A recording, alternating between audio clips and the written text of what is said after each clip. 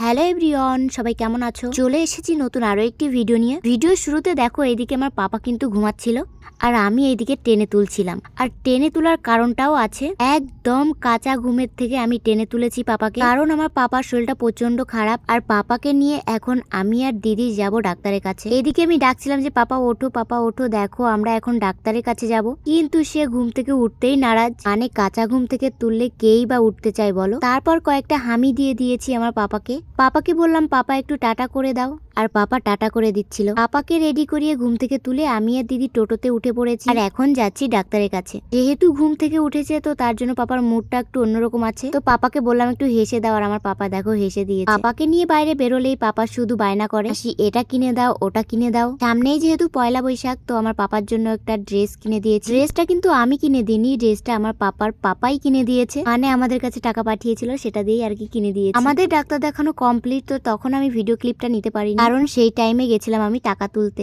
ওইদিকে পাপা আর দিদি ডাক্তার দেখাচ্ছিল। ডাক্তার দেখিয়ে আমরা চলে এসেছিলাম একটু রেস্টুরেন্টে খেতে। আর আমার দিদির শরীরটাও কিন্তু প্রচন্ড খারাপ, ওরও কিন্তু প্রচন্ড ঠান্ডা লেগেছে, এই জন্য আমার দিদির মুখটা এরকম শুকনো শুকনো লাগছে। আর এইদিকে আমার পাপা এখন খুব লজ্জা পেয়ে গেছে। রেস্টুরেন্টে এসে আমার পাপাকে জিজ্ঞাসা করলাম যে পাপা তুমি কি খেতে চাও? আমার পাপা বলল যে মাসি আমি মোমো খাবো। এই মতো মোমো অর্ডার দিয়েছি, আর একসঙ্গে আমরা 1 প্লেট চাউমিনও অর্ডার করেছিলাম। মোমোটা খেয়ে আমার পাপার প্রচন্ড ঝাল লেগেছিল, কিন্তু যেহেতু টেস্টি ছিল ও কিন্তু খেয়ে নিচ্ছিল ঝাল হলেও। আজকে 3 জন মিলে বেরিয়ে খুবই মজা হলো। মাঝখানে আমি অনেক ভিডিও ক্লিপ নিতে পারিনি, কারণ আমার মনে ছিল না। অনেকদিন পর ভিডিও করলে যেটা হয় আর কি। এদিকে আমাদের চাউমিনও চলে এসেছে। দিদি যেহেতু প্রচন্ড শরীর খারাপ ছিল, তো তার জন্য দিদি বলছিল যে আমি খাবো না, তোরা খা। তাই আমরা কম করেই অর্ডার করেছিলাম। তারপরেও গাইস আমরা কিন্তু খেয়ে পারিনি, কারণ আমিও বাড়ি থেকে বেরোনোর সময় খেয়ে বেরিয়েছিলাম। মোমো, বিরিয়ানি, চাউমিন এইগুলো কিন্তু আমার ভীষণ ফেভারিট, মানে এইগুলো খেতেই ভালোবাসি। বাড়ির খাবার বলতে গেলে একদমই আমার পেটে যায় না। এই এক খাওয়া নিয়েই আমার বাড়িতে কত কথা শুনতে হয় সেটা একমাত্র আমিই জানি।